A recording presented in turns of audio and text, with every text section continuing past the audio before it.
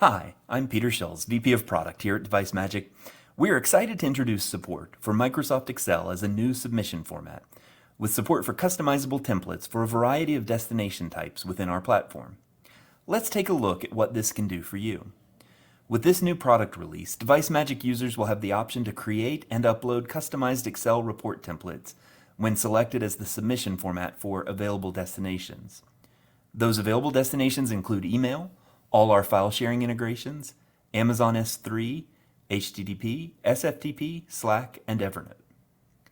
Some of the key benefits include having all of the Excel functionality available for more flexible report layouts, supporting integrations with native Excel analysis and calculation tools and functions, and the ability to integrate Excel support for charts and pivot tables into your reports.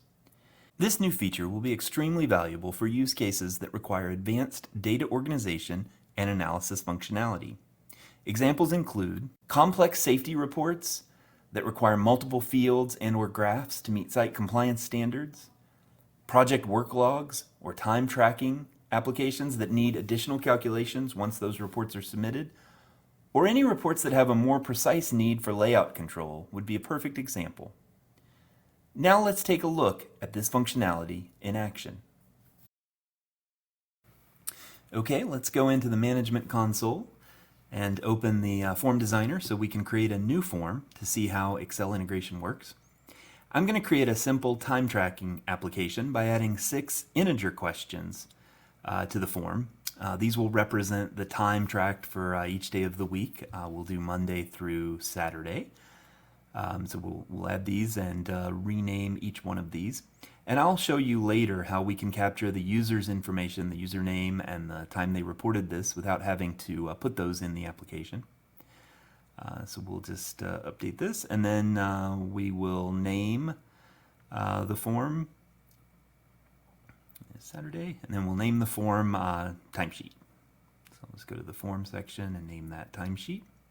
And we can look at the preview here and see what this will look like.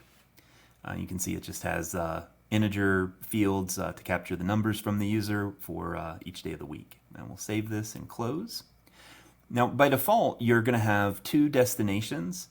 You'll have an Adobe PDF that will get emailed, and then we'll capture the information in the Device Magic database. So you have a cloud copy. You can delete those or edit them, and in our case, we're just going to add a new destination. So we'll add the Excel destination, and we'll just start with email so we can email this report to ourselves. We'll add that. As we scroll down here to the customization section, you can see that you can access placeholders that you can use. Those are from your report, so those will be dynamically generated.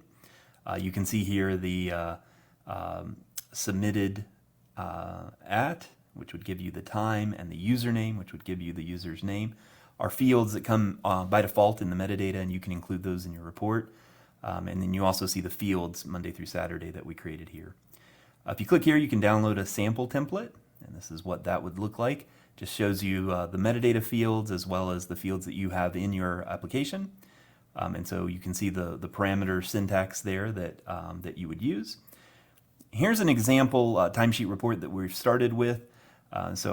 This is what I was asked to try to recreate, and so we see here that the time Monday through Saturday shows up here in the middle, and we have the submitted date and the employee up in the top right corner, and then everything else Excel is going to generate for us. So we'll take that and we'll put those parameters in. So you can see we have the double curly brace with submitted at username, and then the fields Monday through Saturday. I put in sample data and created the chart, and then deleted the sample data and put in the parameters, because obviously once you have the parameter placeholders in, you're not going to see the values on the chart. So it's a good way to set this up and make sure that you get it the way you want it. Then we upload that template. So I'm just going to pick that one we were just looking at here and upload that. We can also use these parameters in the file name, and then I'm going to put in the email that we're going to send this to. I'm just going to send it to myself so that we can take a look at this. Now we're going to switch over to our mobile application. This is the iOS app with the form up, and we're going to fill in just a sample timesheet. So we got 12, 8, 8, 9, and we'll put in 2 for Saturday, and submit that form. Now that's going to generate those 3 different destinations. I'll download the Excel output, and you can see it's replaced the parameters with the values that we put in as we were filling out the form. And then total and overtime worked are calculated for us. Those are Excel formulas. And then of course the chart is filled in with the proper values. And just by way of example, here is another form that we filled out that's a little more complex and shows what you can do with the formatting and layout capabilities of Excel. All of the gray fields are data that we're capturing in a form.